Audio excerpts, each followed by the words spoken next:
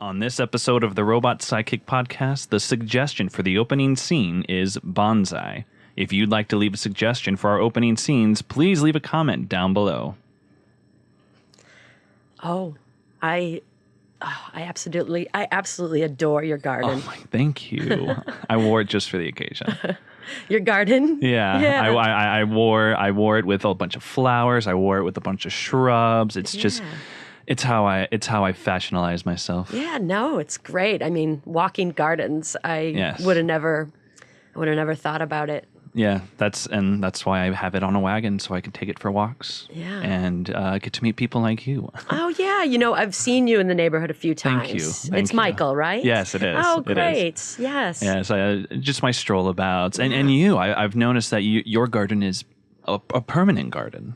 Oh, yes. It's all fake. Oh, yep. wow. All fake. Amazing. AstroTurf, fake flower, synthetic, Wow.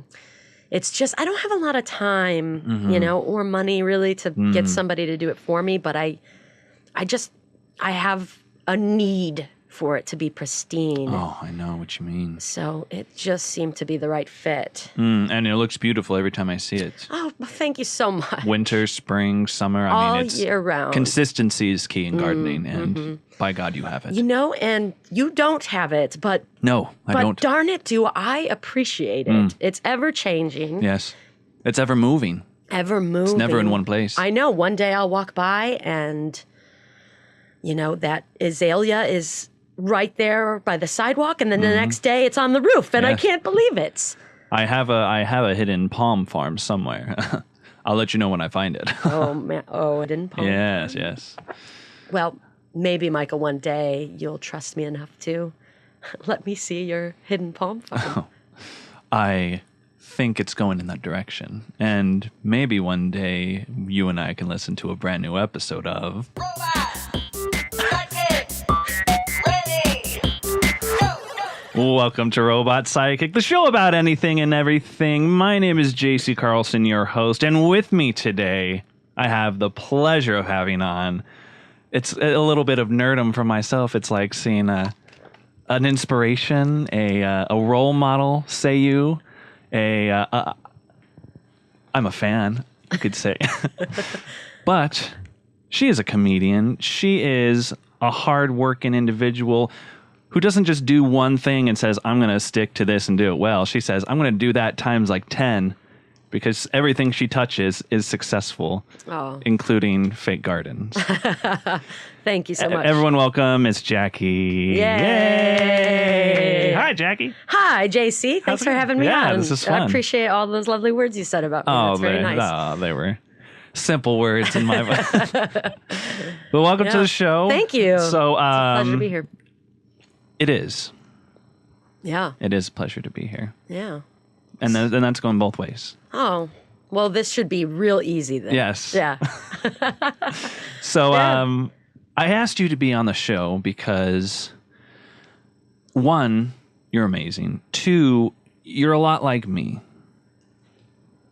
Oh, great. Yeah. That was the biggest list I've made today. All right. That's great. That's great. And we oftentimes gravitate towards people who are similar to us. Yes. Right? Yeah. I only have one quality that you have, and that is I am also amazing. And that is true. That's a fact. And also humble, I should have mentioned. So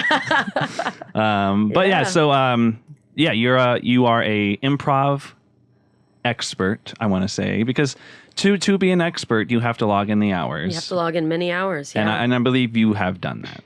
Yeah, I don't know. It's I'm going on my 12th year this summer of improvisation, which to me is not enough because my mentors are always ahead of me. And I always hope to gain the expertise that they do, but they will always be ahead of me, which means I will never be as good as I want. Ahead of you only in years. In years, in experience in years. Yep. Yeah, but I mean, in sheer talent, I mean, who can judge? Who can judge? Right. Well, it is all subjective. You've only been doing it for 12 years? Yeah, I started in 2005. I think that I had a natural apt for it and was open to it I've always been somewhat of a... Was it something that you just weren't introduced to it ever before, and then that's why you hadn't done it before, or was there... Yeah, pretty much. I mean, I did drama in school, like high school and middle school, and, obviously there was some improvisation, but it was never introduced, like my drama teacher then never introduced it as like, we're going to do improv games. As an actual craft of some sort. Right, yeah. Something that you can just do. Right, exactly. So I had no idea that it was something that could be pursued just as an individual performance aspect. I remember a guy who graduated ahead of me who was very funny. I remember that he had gone to Chicago and was doing training like at Second City and possibly maybe even IO at the time. But I was still a high schooler and didn't know much about it. And then I moved out here. So... and originally you're from Michigan. Michigan, that's right. Yeah. So the Detroit area? No, complete opposite. Okay. Chicago was my city, actually. Oh, very cool. Because it was only an hour and 40 minutes away. It was a train ride away. Nice. Yeah. Whereas Detroit was like 4 hours. Wow. Yeah. So it was like... Because Detroit has a pretty good improv scene also, Yeah, right? they do now. I think back in 1999, it might have been fairly smaller. I think Second City might have been out there and maybe a little bit of some, an indie house at the time that was just getting its legs. So it didn't really have as big of a scene as Chicago did. Yeah, for sure. Yeah. I mean, Chicago, in my mind, Chicago's kind of like that mecca. Maybe it's not as big... like as far as like population, everything is LA or New York, but I do feel like that's where it started and like the true artisans like to go and practice. Yeah, I think it definitely was a mecca at one time. I think a lot of the people who came out of that experience of learning at IO and Second City Annoyance are now gravitating towards the coast, so New York or LA, and so now those places are becoming just as just as capable of giving people pursuing improvisation and comedy a nice training ground. Which is good, just because, the more options... obviously there's a lot of options, because you can go to Detroit, you can go to Phoenix, you can go... But, I know people like to go to those big theater names, and just the fact that you don't have to just go to Chicago, and everyone's competing just to get into Chicago, and then it's open up to more places. I think it's healthy for... those organizations, but also healthy for people wanting to pursue improv seriously. Yeah, absolutely. Well, it definitely allows for more people to find it, there's so many great theaters and places to train all around the country now, so it's like any city, really, that's, kind of a big city type. Even some small cities, have somewhere to go to learn, and this is a good segue for Camp Improv Utopia, which is an organization that I work for. I do registration for them. Nick Armstrong started it, and he had this board, some friends that he brought on board with him to kind of get it started, and has a really nice board of directors helping him with that. But the idea of it was to create a weekend in nature. He was a Boy Scout when he was growing up, and to take adults and send them to a sleepaway camp, get them out of their comfort zones, and open it up to people all around the country so that they can find the type of training that you would normally have to go to a big city to find. And the outcome of that is that now you've got people coming from these smaller cities, learning from these people that they would normally have to go stay in a city for a period of time. Or pay them a lot of money to come to come there. And have this experience, and then be able to take what they learn back to their communities.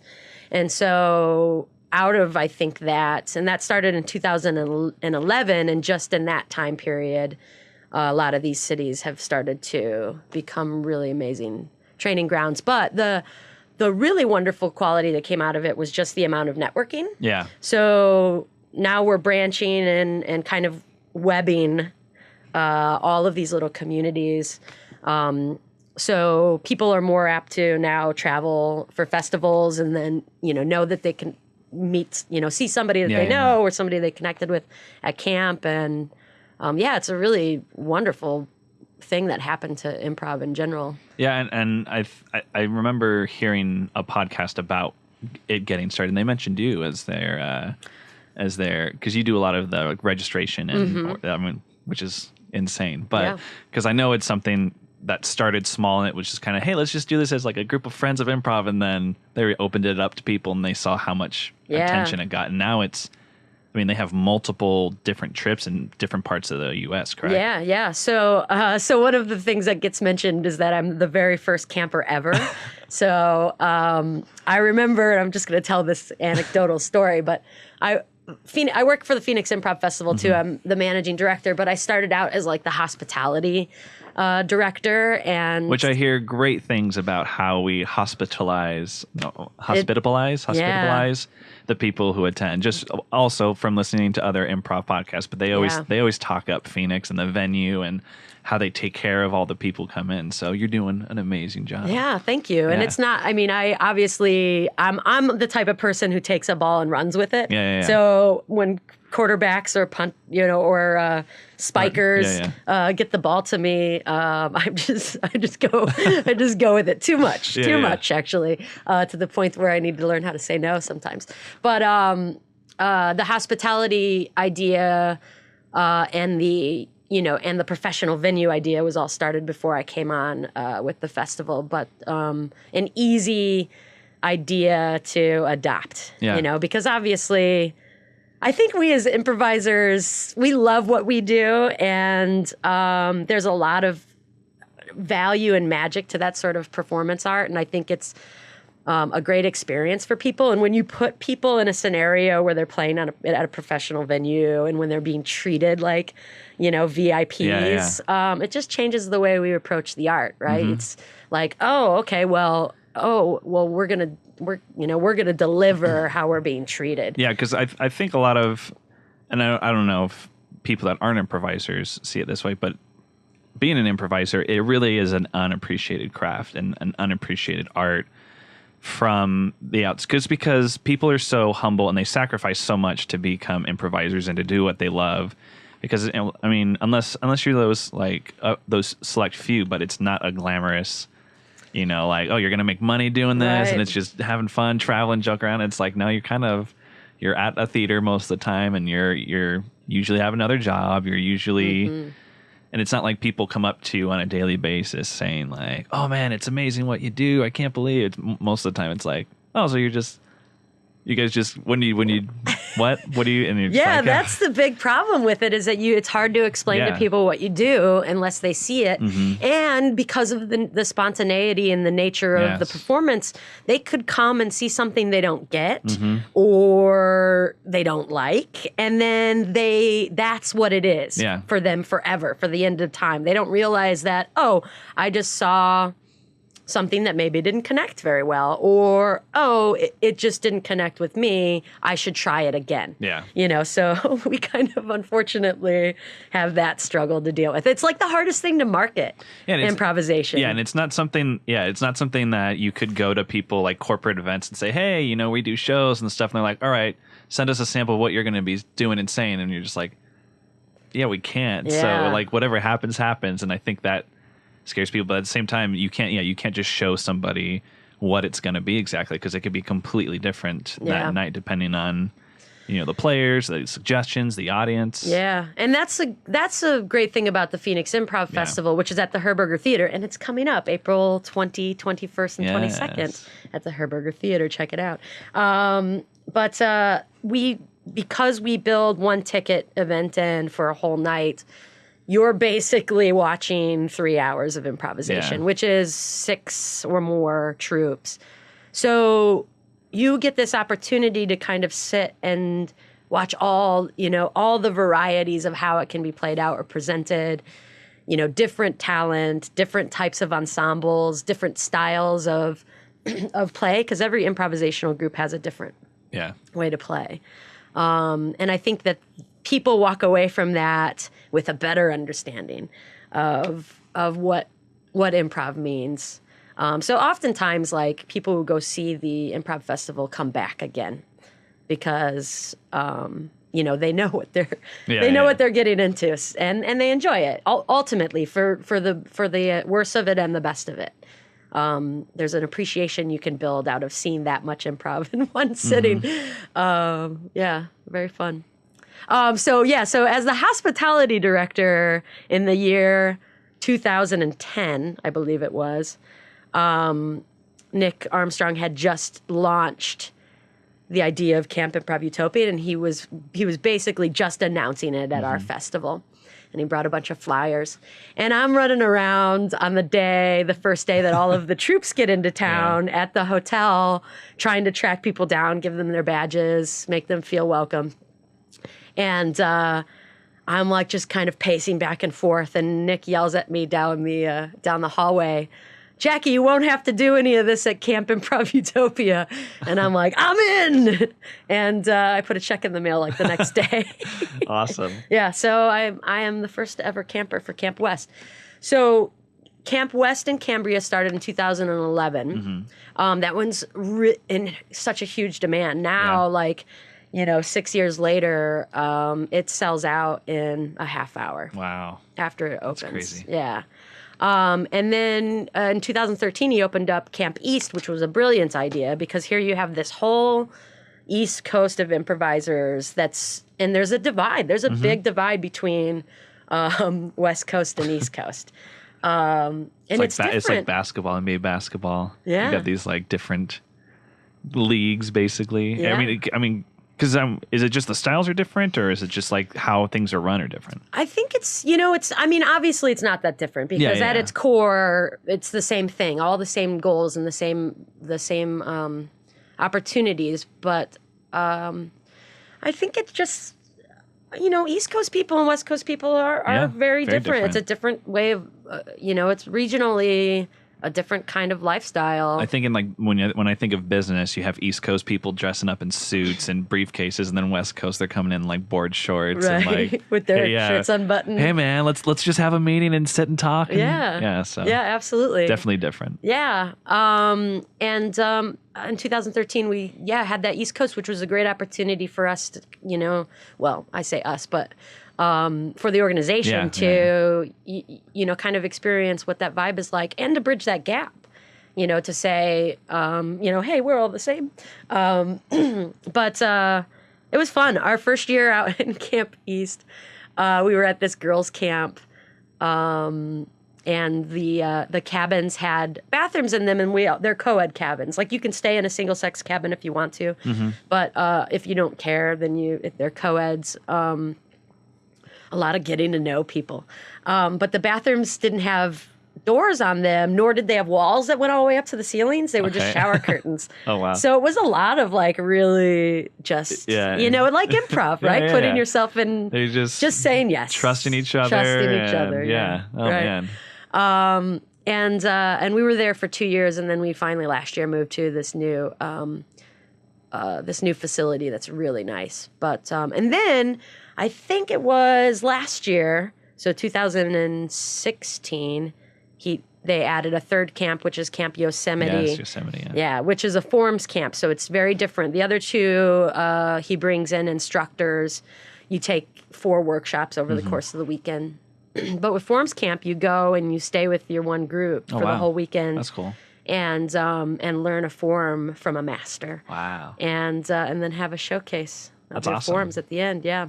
So starting to get a little more variety on how the camps are working and the different types of programs and everything. Right, absolutely. Kind of thinking outside of the box a little bit more. Like, obviously people are into it because the camps keep filling every year. And give people a reason to go to different camps and experience different things. Absolutely. That's awesome. Yeah. So it's like you have your New York stuff, and obviously in New York there's all these little pockets of different theaters and groups, and then you have your Chicago, the same thing, LA, and then you have like this camp group which is peppered throughout, because campers are definitely because you gotta love, because it is a camp. It's not like you say it's a camp and you're at a hotel doing trainings and conference rooms. Right. It's you're at a campground in the woods, and they're also just doing camp activities meanwhile. Right, yeah, you get a couple of days to just have freedom to do archery or, ride a kayak.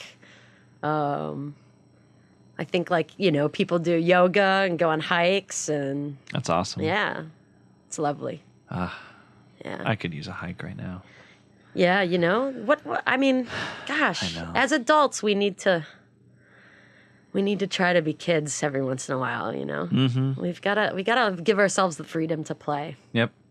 And I think that's, I'm in a very business type atmosphere. And recently I just went to our business conference and I actually taught improv.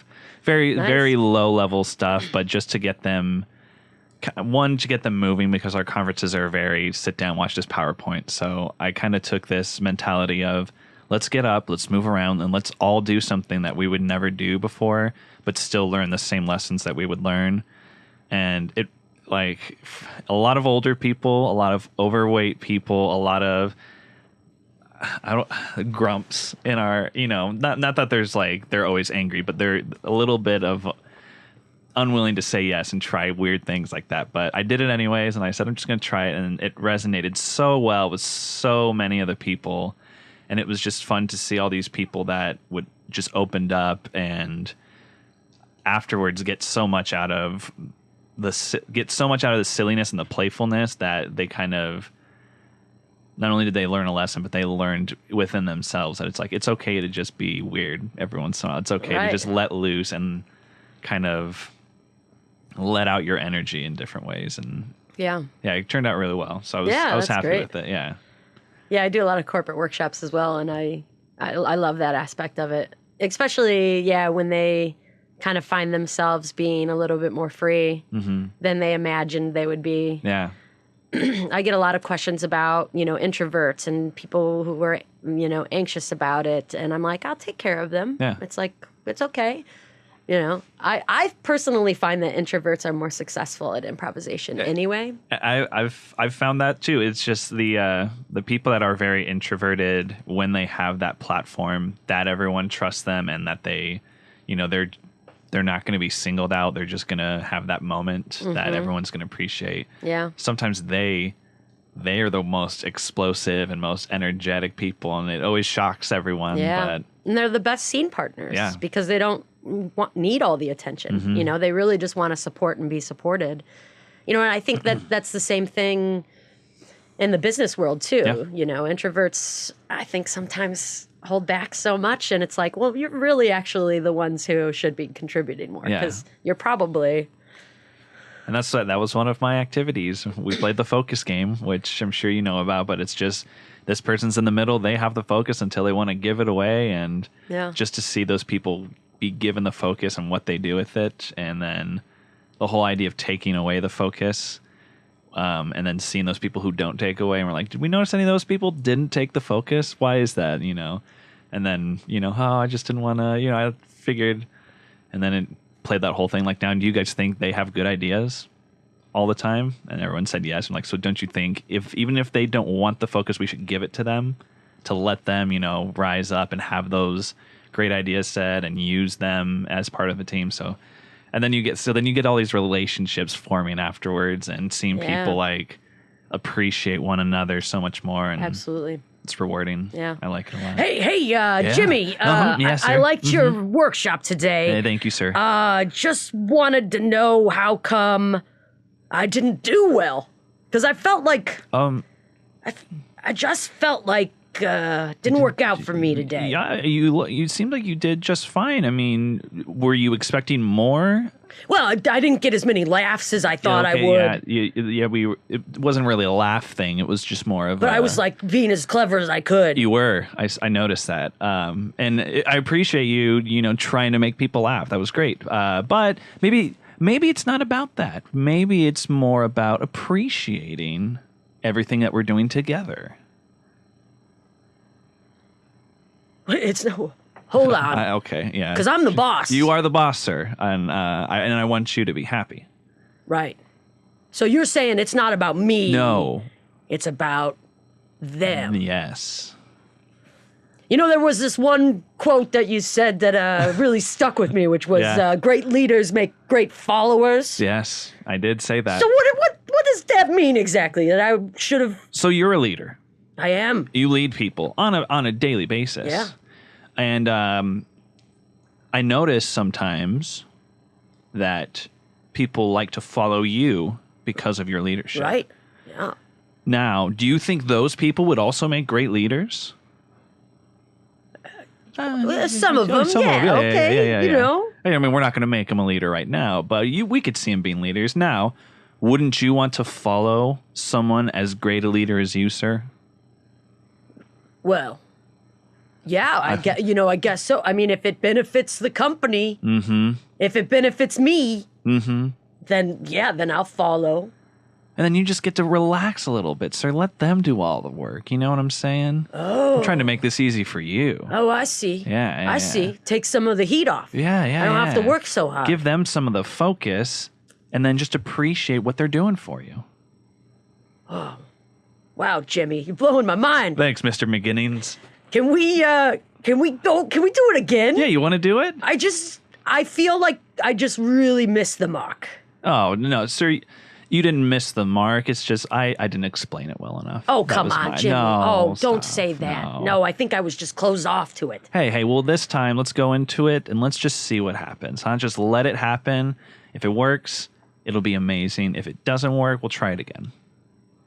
That sounds okay. That's great. That's Yeah. great because I want to be a better man. Sir. I do, Sir. Jimmy. You've tapped into something that I sir. can't control. I've been crying come all here, day. come here. Shh.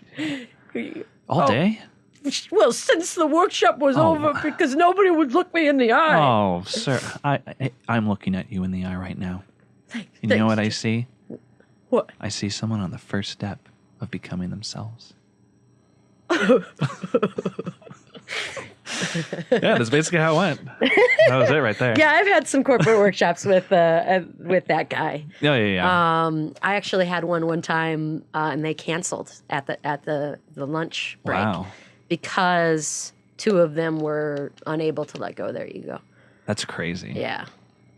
I was very fortunate that because we had a bunch of our lower, just managers, and then we had them broken up into 4 different groups because it was a pretty large conference. So there was about 30 in each one.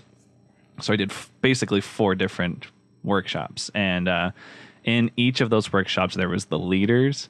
So I had like the president of the company, the director of operations in this group. And I was just like, oh man, like I know these people are going to have fun, but these people could really hate it. And this could be the end of me ever doing anything like this. But luckily they were so just willing to accept it and want to do it. And it might have been just because they were in front of other people and they also wanted the conference to be successful. Yeah. And man, these millionaire, like suited up people just let loose and had so much fun. Yeah. And I think they appreciated it even more than who it was designed for, right? They weren't there to learn customer service and sales through improv, right? And connecting with people. But I think on a deeper level, they were just like, oh man, this just changed me as a person. And and luckily I didn't have any of those people that their ego got in the way. I'm sure there was people in the crowd that was just kind of like, ugh, right? Well, this is fuddy-duddy type things. Yeah. It's just like, and normally those are the people that love the attention. Yes. Some of them are the people that don't want the attention at all. They just don't like that kind of stuff, which is fine. But I was fortunate enough that everyone was so supportive of each other. Yeah. Yeah, it's interesting because I do have experiences with those people who do have a hard time loosening up and letting go. And a lot of it is because of, it's tough when you get to a certain age. You have years of conditioning behind you. And especially if you have certain kind of philosophies and standards in life or just, it's like those people who have a hard time with tolerance in regards to change. Yeah. I would say those are also the type of people that have a hard time with improv. I think that, there's almost though this feeling afterwards of kind of like a slight bit of regret, and maybe their ego's able to talk them away from that, but a slight bit of regret that they weren't able to have as much fun as everybody else. Yeah. And some people, it's not that. Yeah, it's not like an ego thing. It's just they get in their head and they hold themselves back, so they just don't. Yeah. They just get too scared to go out and do it. But there are, like you said, those people it's an ego thing. Yeah. No, you're right about the getting in our own way. Yeah. I actually also work for an acting school called Arizona Actors Academy in town, and an amazing school, definitely built for people who are really striving to make a career out of acting. Awesome. Or have such a strong passion for it that they, want a good training background, because it offers everything: improv, acting, Shakespeare, voice and movement. Wow. So much you can get out of it. But I'm taking classes there as well. I teach improv for her and run her administration. But I take classes, and it's just interesting to watch myself and others kind of go through that struggle of not being able to get over this one block. So you're constantly finding blocks. Yeah. And I think as an improviser, it's the same way, or with anything. I mean, just any sort of path to success, there's blocks. I think, it's hard because we get so scared. I think there's like a fear of success because it's like, well, what does this mean? Like, yeah, there's a fear of success and there's a fear of like disappointing too, either yourself or others. Because especially if your craft or your desire is so dependent on, like, if others depend on you, that definitely. I get that in sometimes in work, and even sometimes when I do improv, where I'm so nervous that I'm going to let people down that I freeze up, and then I end up letting people down. I'm just like, why didn't you? Well, it's like, well, why didn't you do anything? It's like, I just didn't want to. And then I realized it's just, I got in my head. Yeah. I just recently did a podcast with Chrissy Lenz, which is Chrissy and Dorian run NCT. And And she's doing this podcast about Keanu Reeves. So I had to watch 2 of his movies, and one of them was The Replacements. Awesome. And Keanu Reeves gives this speech. Gene Hackman, as the coach in The Replacements, is asking them what their fear is. And then they go on this comedic run about spiders being their fear, and he's like, no, that's not what I mean. And then Keanu Reeves says, quicksand. My fear is quicksand. That's a great one. And the monologue is basically about how the fear is that you'll make. Instead of continuing forward and trusting your gut and your intuition and running the play, you get up in your head about it, and then you stop moving and you start to fall into the quicksand of the moment. And then you can try to move as much as you want, but the more you move, the deeper you fall in. So you just kind of get yourself stuck, like paralyzed, he was saying. And I think that's true there's definitely been improvisation moments where I'm like, I don't know what to do here. One of the things, though, that I love out of like having those moments is you really get forced to be reactionary. Yeah, and do something you never thought you would do. Yeah. Yeah, like I think like one of my big like strengths right now that I love is silent reactions, and they oftentimes get more laughs than any content or any dialogue I could produce. And I love playing with groups that give me the freedom to do that. Like one of the challenges is that sometimes we want to fill the space with so much talking. But if we have time in between the dialogue for behavior, I find that shows can be more successful in that regard. So. I love, just like you said, this. There's nothing more rewarding to see an entire scene where one person, or even both people, don't say anything, and it's just seeing them react and just use their facial cues and their, and seeing everything come out, like emotion, seeing dialogue come out even though their lips aren't moving, seeing maybe not a story, but just like knowing what's happening just based on them just reacting and them just being in the moment together. Yeah, absolutely. I definitely love those moments on stage where I have the freedom to just be and live. Like, I have these challenges right now in my process as an improviser of the constant adapting. So whenever, and I think every show has its purpose in terms of what you're trying to achieve. And I think that's a lot of the reason why I'm in multiple groups. Because one group, it plays a certain way in comparison to another. And it's like when I'm in a group like such as Skewed News Hour, which is moving to second beat improv theater, which is Sam's, my husband's theater. Which he was just on recently yes, as that's well. right. Yeah. So we're moving Skewed News Hour over there in April, the first Friday of April. But that show is very much about finding the games and heightening and taking the source material, which is the articles, the news articles that the audience chooses for us. But taking the source material and mapping it, so it's exercising a lot of these muscles that are far more comedic in nature.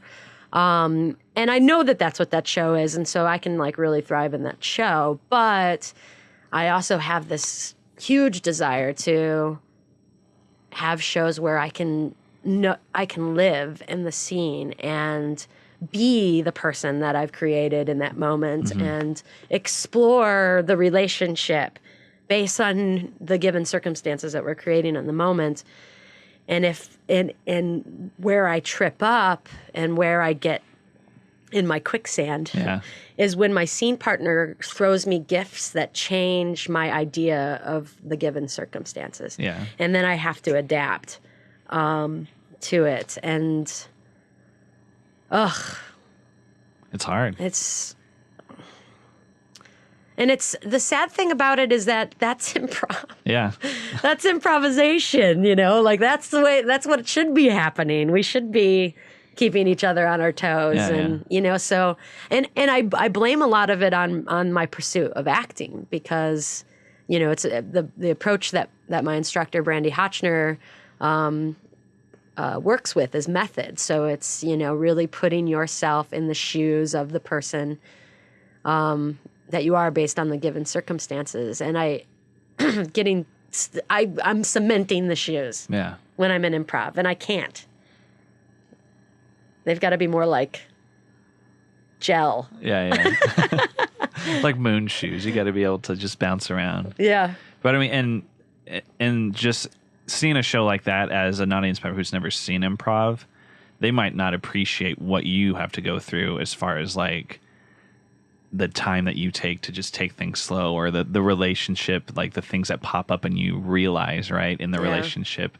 Maybe someone who's seen improv or does improv can watch that and really, you can almost be an improviser and enjoy a scene or a set so much, but then be someone who hasn't seen it and just be like, oh, it was fine. Right. But you're like, but you don't understand what that person just went through that whole thing. Or being able to see, like how you were saying, like sometimes you're taking it slow, but then all of a sudden someone's starting to do game, and then you're just like, oh man, I gotta like turn this around quick, right? Like, right. I mean, as an improviser, I definitely appreciate those skills more than the laughs. Yeah. Which sounds kind of like a little snobby thing. It's like, well, I appreciate more than the average person when I watch a show. But it's like I go to so many, I see so many shows, I laugh so many times, and even when I watch comedies and movies and stuff, I'll kind of just nod my head and be like, that was funny. Like, right. Well done. Right, yeah. And then every once in a while I'll bust out laughing, but most of the time I'm just like, nice. Yeah, right. But and good then callback. Yeah, I appreciate. Yeah. But and that's totally. I want to be more like that as well, though. Have that ability to just do one thing, but on an instant change it up and be able to do another, and have that just. Yeah. Which it'll never be perfect because, people are stronger in certain ways, but just the fact that you can do it I think is awesome. Yeah. Well, and it's like improv is never perfect. Yes. I mean, that's one of the joys of it, right? Like people who need a end goal should not be doing improvisation because there's no such thing. There's no end goal. It's we're constantly changing. Our scene partners are constantly changing. You can even say improv is constantly the craft. Yeah, I mean, you have all these styles coming out now, and people are just coming up with new things and new formats. And I mean, when you look at improv as an art a whole, it's very improv. How it's just always changing. And the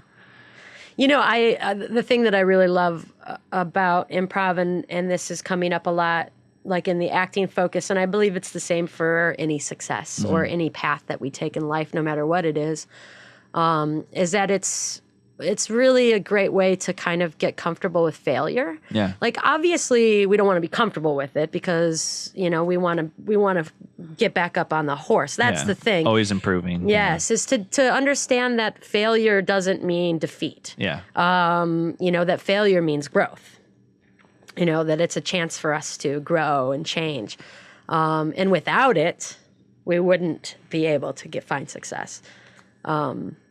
And that's hard for a lot of people. Yeah. I think anymore these days. It's interesting just the amount of people you interact with in both acting and improvisation as an instructor and a fellow student, of how hard people try sometimes. And they're ultimately it's the quicksand thing again. It's like the harder you try, the harder it's going to be. Yeah, I started coaching teams at Improv Mania, and just doing that has taught me so much more about improv.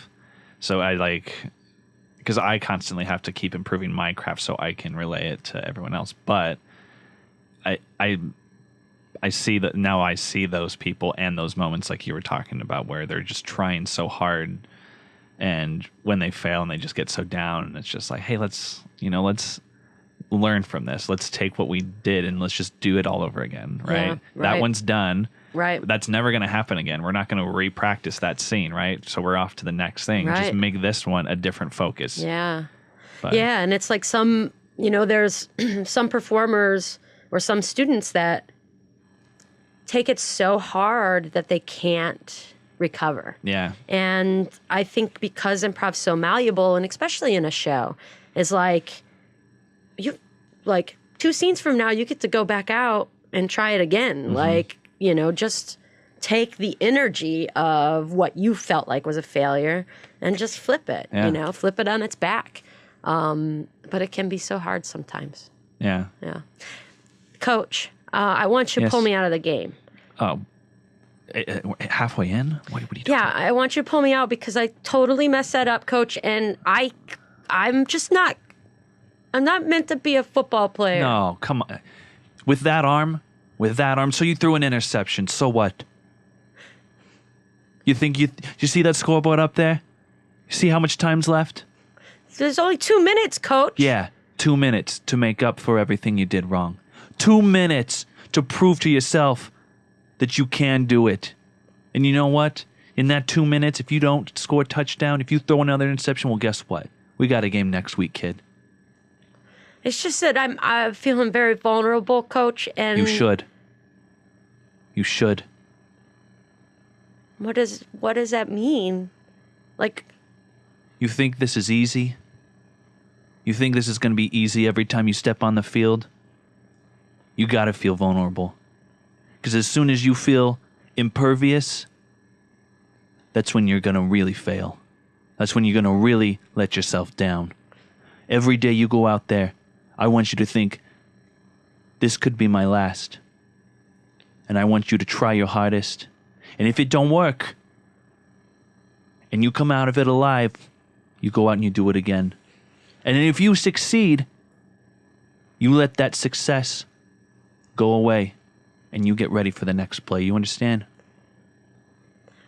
Thanks, Coach. I feel very motivated. But the one thing that I'm worried about is that I feel like I let them down out there and I've lost their trust. Like, how do I get them to know that I can get back up on the horse? By doing it. You get out there and you show them. You throw. And if you incomplete, you throw again. And if it's incomplete, you keep throwing. And they're not going to appreciate how well you're doing, maybe, but they're going to appreciate you keep trying and you didn't let them down. They're going to trust that you go out there with your helmet on every play, kid. So what if this is Little League football? Okay, guys, I'm gonna keep going at this. So we're gonna do a sideline slap. Oh, slap, 56. Nice. Ooh. 88. You got the ball. Okay. And I just want to let you guys know that you can believe in me. I believe in you. Yeah, Johnny. Yeah, we believe in you. Of course we do. Yeah, man. You've been really sticking it out with this game. Yeah, that interception was my fault, Johnny. I didn't go to the spot I was supposed to. No, you don't blame yourself for this. All right. Tell him, Johnny. All right, are you guys ready? Yeah. I'm ready. Two finger slap, 56 on 88. You got the ball, okay? All right. Break. I'm open, Johnny. I'm open. Touchdown. Oh, football. Oh my gosh. Fun. You can be anybody you want to be, whoever you want to be. That any is the age, best part. any gender, any being. You could even be a lamp if you want to. There's nothing more fun than playing inanimate objects. Mm-hmm. Just seeing what personality each inanimate object actually has that you never get to hear. It doesn't happen enough. No, it doesn't. I used to teach group games and exercises with inanimate objects more often, and I started to drop them as I started to learn more ways to teach group games. Yeah. Man, group games are the hardest.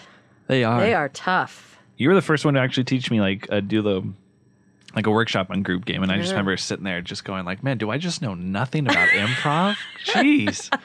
I mean, and that was kind of the first time I really started playing with the whole idea of like, this doesn't have to be a scene. This doesn't have to be It's not a there isn't a scene. plot. There isn't like almost like improv. There isn't an end goal to this. You're just being this and appreciating what's given and honoring everything. And I was just like, Yeah. and like hearing it all made sense, but then going up and doing it, I was just like, what am I doing wrong? Yeah, well, one of the toughest parts is that you have, depending on your ensemble, 5 to 10 people who are all trying to participate in the same group game, and everybody's got their ideas of where they want it to go. And it's that same thing, like what I was talking about having to adapt to the gifts that are being given. Because if everybody's trying to contribute and they're not all agreeing to the same idea of contribution, then it's like, oh, okay, we're over here now. Oh, now we're over here. So there's no pattern. Yeah. There's no rhyme or reason. The simpler they are, the better they'll be. Absolutely. Yeah. What is your favorite? So as an instructor, what is your favorite thing to teach? Like, do you like the higher level stuff? Do you love beginner level people coming into it for the first time? Do you love teaching form? Do you love teaching? Yeah. I think a while back, form was definitely my favorite class. And at the Torch Theater, that's level 4. And that's teaching multiple forms. Yeah. And I really enjoyed doing that because there's so much value to every form you teach. Like the way that we kind of approach it is like using the forms to strengthen skills. So like this form's good for character work. This form's good for environment. And that was always fun. Lately, as far as the Torch curriculum goes, I've been really kind of settling in level 2, which I really like because it's that point when like level 1 students who had a really great time and are like, I want to keep doing this, are saying, yeah, let's keep pursuing it. Yeah. And so I get to be like a little bit more. They're saying, yes, let's. Yeah, and I'm like, oh, I'm going to challenge you. So that first class is usually very just simple concepts of improv, right? Everything's great. Yeah, and it's not Everything so much, is awesome. Yeah. but it doesn't start to get to like the playing, right? I mean, you play a little bit of games, but you're not really exploring like the playing games and performing type thing, right? Yeah, I mean, it's focused more so on the long form scene work. Yeah. So they do a lot of 2-person work, and then they also get to kind of explore a little bit of like tagging out and walking on. So they do get to play, and they do a long form show for their showcase. And they can, and the thing is that they're kind of given the freedom. It's just really about building confidence and making choices and having the basic skill set of being able to yes and support each other. Cool. But level 2 at the Torch is called ensemble performance. So there is a lot of focus on group games. Yeah. And getting them to understand how ensemble performance makes long form. Because long form really is about the ensemble. Yeah. Because that's who's contributing to the shape of the show. It's not just on one person's shoulders or 2 people's shoulders. It's up to everybody Yeah. to make that show take shape, whatever it might be. So I get to kind of introduce to them group games. I get to see them struggle. I get to tell them, don't worry if you don't like group games, because nobody loves group games. There is Ever. there is a very satisfying thing was when you start teaching them something. Because my group, we started doing kind of started playing with group games, but more in the line of object work and using your environment and your space and everything. And we learned a game a while back, and it was something that we did. We learned it, and it wasn't perfected. And they all were kind of like, "Oh, this game is hard." Yeah. But it was one of the things like we'll keep playing with it, and we'll get better as we go. So it's fun to see them really struggle and just like not understand and get why we even do it. Yeah. But then get to that point where they got it, and you just see them all just like, wow, look how we're doing it. And like, that's a very satisfying feeling. So it's almost fun to see them not grasp or get something instantly because you know they're going to grow and really learn it. Not that there isn't I wouldn't appreciate if they got it right away and they just understand it and they're good at it. Yeah. But there's something I think you learn more from struggling with it first and then building up to really, truly understanding it. Yeah, absolutely. Because I do advanced scene work in level 2 as well. So I get to kind of teach them a little bit about peas in a pod, straight absurd, how to have a good establishing scene. So it's like really like, you got to get your who, where, and why out there. You know, what are you doing? You don't know who you are. Why are you standing around like two floating heads? You have create an environment for yourself. Or two statues just standing there looking at each other. I'm never really that mean. I'm never really as mean as I think I am. But I'm challenging. So that's kind of what the reputation that I have. But I think it's tough for me because improv's supposed to be fun. Yeah. And I love challenging students, but I also really want them to have fun. So I want them to find success. And if they don't, I am so hard on myself. Yeah. Like I feel like I just let them down. Especially the beginner level. Like you want them to have fun because you want them to keep doing it too. Right. Yeah. But and then in the more advanced level, I think it's a little easier to just be a little tougher on them because it's like, they're in it now and you're just like, hey, let's get to work. Like, let's really start getting, the initiation out of the way and getting the who, what, where, and why, and the I feels and all that stuff. Yeah. The connecting, staying in the moment, not inventing or premise basing, not having an agenda, building together, making room for discovery. It's so hard sometimes for people. And then I got to keep reminding myself, well, you're an 11, almost 12-year improviser. So, give them a break.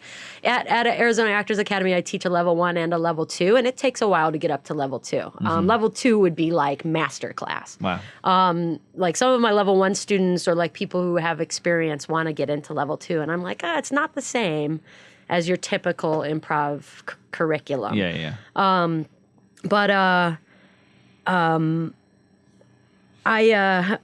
Okay, that's just a segue. So there are moments that I remember, kind of throwing a fit. And then there are moments that I don't remember where students will tell me later. Yeah. Like I remember when you yelled at me and I'll be like, what? I yelled at you?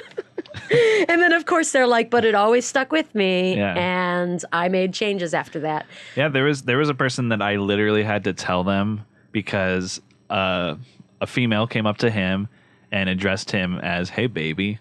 And I was just like, ooh, I love that, like role reversal. And he was just like, what up, Kevin? And I was just like, stop. Right. Like, did you hear what happened? And Right. he had his own agenda of what he wanted to do. And then I pointed out to him, I was like, have you realized you always play like a masculine dude? And he was just like, no, I haven't. And I was just like, play the woman here and just be a normal woman, Right. and be in the scene with this person. He did it. He crushed it. Now I'm almost having to hold him back. Like, maybe don't play the woman so much and everything. Like, Right. But it was something that he it was like a click. Like, oh man, I can do something different and be successful with it just by, appreciating and letting it happen. Yeah, absolutely. Yeah, it was. But I also apologize. I was like, hey, I'm sorry if I'm coming off as really, but don't ever do this again. Just don't accept what this was. Like, it's such a cool, interesting start to something that. And I had told her, I was like, I thought it was awesome that you were instantly I'm going to play the guy. I don't have to play the girl. Yeah. Don't have to. Which I love. I love when people do that. They'll play any character at any time. And But yeah, I was just like, you though, you gotta like try something different. You can't just keep being the same thing. And man, I felt bad. But yeah, afterward, he, like he said, like, dude, that stuck with me. Yeah, same idea. It's like it stuck with me just because. Yeah, I really want to, just kind of go into like our own personal experiences with being honest and open and blunt. Yeah. Is I want to stop like feeling like I need to apologize when I get emotional about what's happening. Yeah. And feel like I need to make a big choice in order to get people to see. I think there was in my class the other day. I was already feeling anxious. I had a lot of anxiety even just from life. And I was like, I got so mad because they weren't moving from the space that they were at and they were far back, on the back of the stage. Yeah. And I was just like, you're making me, the way you're standing is giving me anxiety. Move closer, please. And then of course I'm like, I'm sorry. Because it's never coming from like a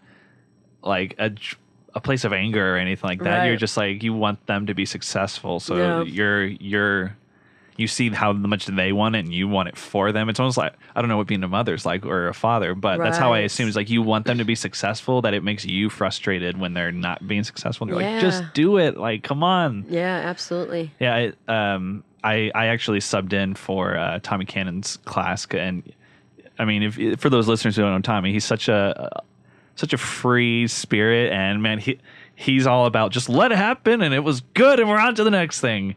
And so I went in his class, and I started off prefacing like, listen, I'm going to apologize now because I'm very different from Tommy. I'll pause a scene and I'll tell you to do something or to stop doing something and then continue. And I was like, so I'm apologizing now. I'm not trying to be mean. Yeah. I just want to make sure you guys are on the right path and direction. And so we can like nip it in the butt and make sure going forward. And I mean, I think doing that, they appreciated, everything lit up. And there was just, I could tell some of them were just like, oh man, he'll just stop the scene right there. And yeah. But yeah, my style of teaching and coaching I get a lot of really good feedback from it. Yeah. So it's like, well, if I'm getting good feedback, then I know I'm on the right track. And I'm constantly changing and learning and growing as an instructor and a coach. It's amazing. It's amazing to think how much you can grow as an individual. Agreed. Yeah.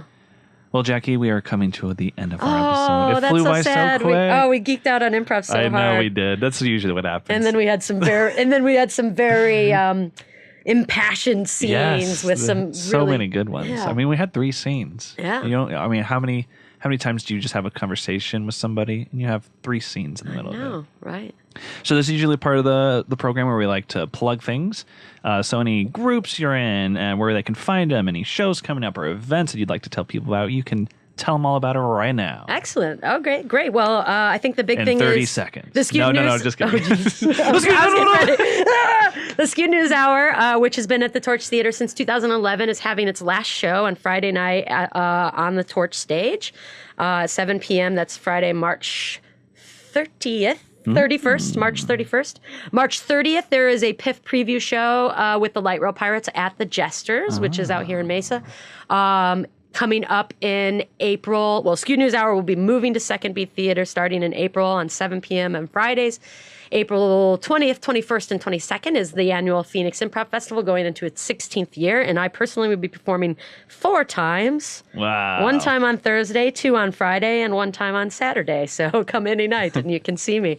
Camp Improv Utopia is a great thing. So check that out for camps in 2018 because 2017 is full, although you can get on wait lists and give that a shot. Arizona Actors Academy if you want to pursue acting. And then what groups are you a part of, or how can people find those groups? Yeah, so where can people find those groups?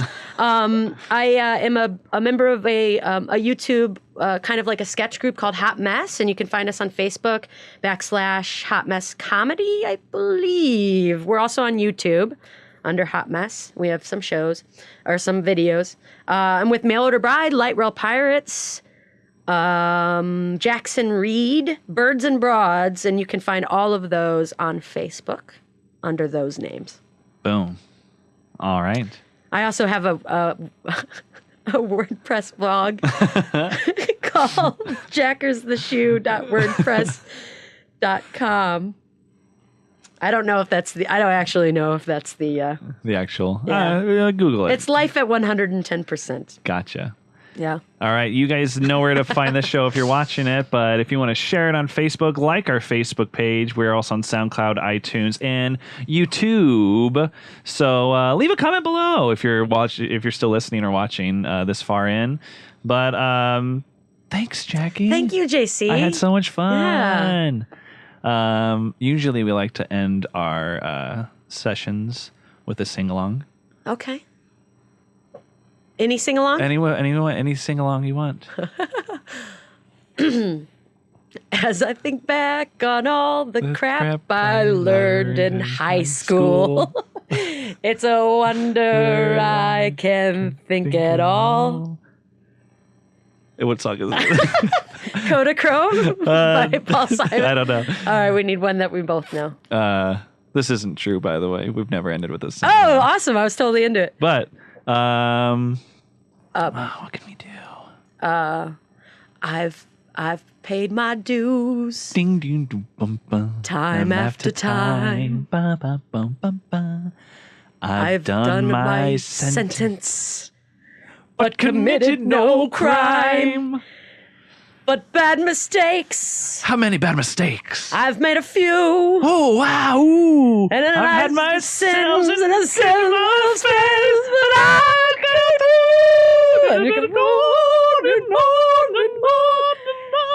We are the champions. You did it, Johnny.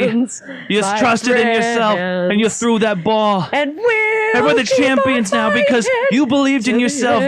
Johnny, you did it. Thanks, Coach. You're the best. Thanks, Coach. We are the champions. We love you, Johnny. I always remember this, Coach. The champions. I love this team. No time for losers, 'cause we are the champions. I'll always believe in you. Of the world.